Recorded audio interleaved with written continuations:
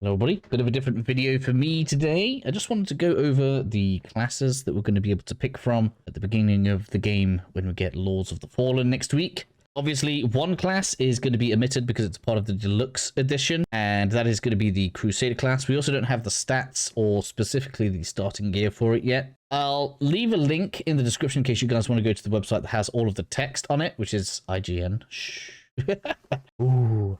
In any case, I just wanted to have a look at all the different classes, look at the stats with you guys, and decide which one is going to be the best starting class, depending on what it is that you want to do throughout your adventure. Of course, there are a few things that we can see here already to focus on. I would assume that we have strength and what is effectively going to be dex here. Although I think as we go through this, you're going to see this is probably going to affect range damage. It looks like a lot of the time we're going to be expected to have some kind of ranged ability, with the Hallowed Knight here actually having a grenade. So everybody's going to have some form of ranged damage. So I don't think this game is going to carry the same idea of each build has to be melee only, and each build is probably going to have its own tricks up its sleeve as we go around. Something else that we can note here is the consumables in the slots do in fact have a 3 on them, which means these are either consumable and do not come back, or you can only carry 3 per run. We don't know if that's going to be definitely true, but we are told that this is in fact going to be a healing item, which means there will be farmable healing items in the game. I don't know how prevalent that's going to be, such as like the grasses that we got in Demon Souls and things like this. I know that could get kind of quite abusable. In addition, we're starting with the short sword, shield, and heavy armor. This reminds me of the knight in Dark Souls 3, the very reliable, tough, high endurance. Going to be very, very nice to start the game with. I would probably recommend this to anybody new to Souls-likes. I don't know how many people that's going to apply to with this particular game, because I feel like a lot of us are going to be coming over. But if it's anything like previous Souls games, this may well even be like one of the best starting classes, even as a caster, just depending on whether or not there's a respec in this game, because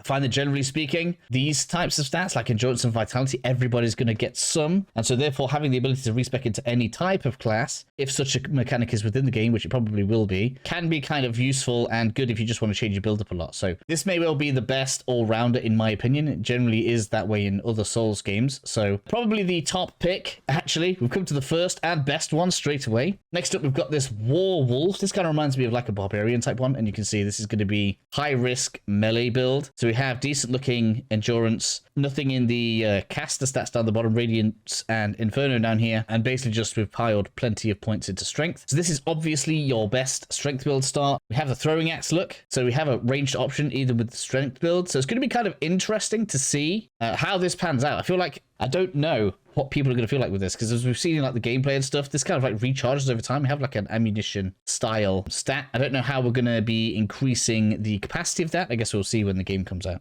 Next up then, we're on to the partisan. This guy kind of looks quite priest-ish, but he really isn't. He has the morning star. I guess it's almost like a bit of a Templar, but not really kind of put up that way. Got the cat shield crossbow again, and we can see here, look, so when you have a crossbow equipped, that becomes your ranged option. Interesting that that's the case. So I wonder if it's better to use something like the crossbow, because this is going to take up like space, or whether to use like something like the throwing axe, or how that's going to impact the equipment load, or however else they're going to call it in this game. I wonder how that's going to impact it, because if that doesn't have a weight, that may well be nicer than the crossbow, although there is headshot, criticals, and there is aimed range battle, so maybe the crossbow is going to be better for like longer range encounters or things like this, so maybe a little bit more flexible. And we're told that these are unripe berries here, so they are going to restore stamina, so a little bit like the moss. I think it was moss in Dark Souls. I haven't used it in a while. Next up then, we've got the morstead infantry. Kind of a balanced combatant, a little bit like the Hallowed Knight, but with more of an agility focus, so the strength focus. And we're obviously going to be choosing to fight at a slightly longer distance with the spear. We have a thrown weapon again, which is being called the javelins. We have a healing over time consumable, but only 1. So I guess we have that confirmed. These are in fact consumable and will not be getting restocked. We don't know what this is. I don't know if this is going to be similar to like the dark sign or something, allowing you to reset. I can't imagine they'd give you a homeward bone straight away. So I really don't know what this could be. The only thing that's kind of obvious to me, maybe like the healing item, because they've all got 3, but I guess we'll have to see how that goes. But overall, this one is probably going to be a pass from me, generally speaking, because I don't think anything is exciting with this one. This guy's exciting because he's middle of the road, so that's kind of good. Although, I guess, like, a very good quality start, I guess you might say. This guy's strength focused. This guy's just got the nice tankiest start. So less exciting, less exciting. This one's good, but way less exciting on this one. And then we have on the blackfeather ranger here. This is going to be the archer build. And we're getting 2 types of arrows. In fact, we're getting poison arrows with this guy. So this feels to me like we're really leaning on the ability to do some ranged combat. Kind of might even be something that I try in this one. Usually I go for like a mage, and that's probably what we're going to do here, which basically means we're in for the phyric cultis because I'm not being a preacher. I'm afraid.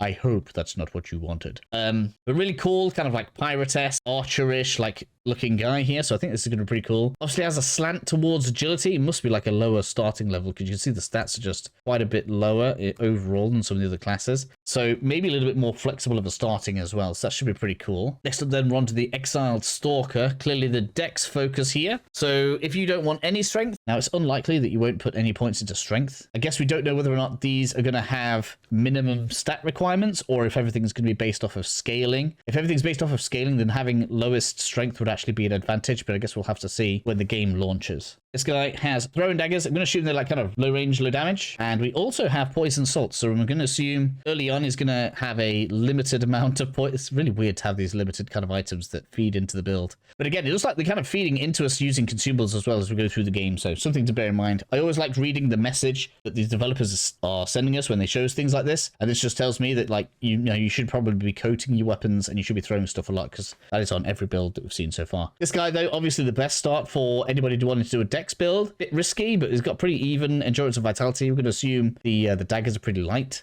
Interesting that this is taking up 2 slots. We don't know whether or not that's actually 2 separate daggers and he's dual wielding them, or if there are like 2-handed weapons that take up 2 slots. I guess we can have a look. We did see a double-handed weapon. No, so that is not the case. So that is 2 separate weapons. So that means there is a solid chance we'll have something similar to like power stancing in Dark Souls. That could be pretty interesting if we manage to get something like that going. We're getting towards the end then, so we have Faith. I mean, Radiance right here. Big priest-looking person. That's probably not going to be what I'm using, I'm afraid. The preacher is apparently using Hammer, a light shield, radiant catalyst. So this is where the catalyst goes. Same place as the range weapon. It's interesting. So that means you can't have a bow and a catalyst equipped at the same time. It's interesting. It may end up being that casters have a bit of a disadvantage here looking at this, because if you are an agility build, which is what's probably looking the strongest to me right now, you'll be able to scale your melee weapons and your range damage with the one stat rather than, say, spreading into Inferno and, let's say, with the hammer there, the odds are that's going to be a strength weapon, right? So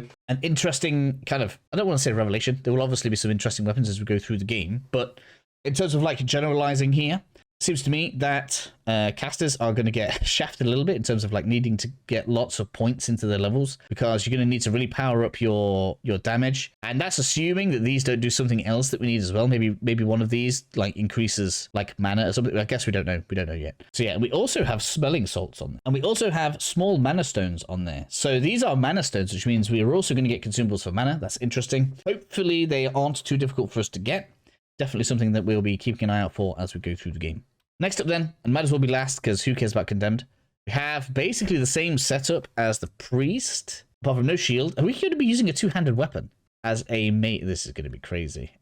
And we have no shield. Also note that the casters are considered advanced classes. Don't know what that kind of means. I know that this one is apparently because the first area is full of fire enemies, so your spells are not going to be doing so well. But yeah, very, very interesting. Also, look at the switches here. So we're going to be having less strength. Endurance and vitality are reversed. So you're going to have less health, a bit more stamina though. And then, yeah, just an absolute ungodly amount in your damage stat. So I feel like these are actually going to be quite aggressive as far as classes go. So kind of nice. I think a lot of people are going to like this. I'm so going to be doing the Pirate Cultist when we get started. And I believe there's also a third round of magic called the Umbral magic. It'd be interesting if that works like dark magic. So you need Radiance and Inferno. But I guess we'll have to wait and see for that one. Finally, we have Condemned. If I were to get this game early, I obviously won't.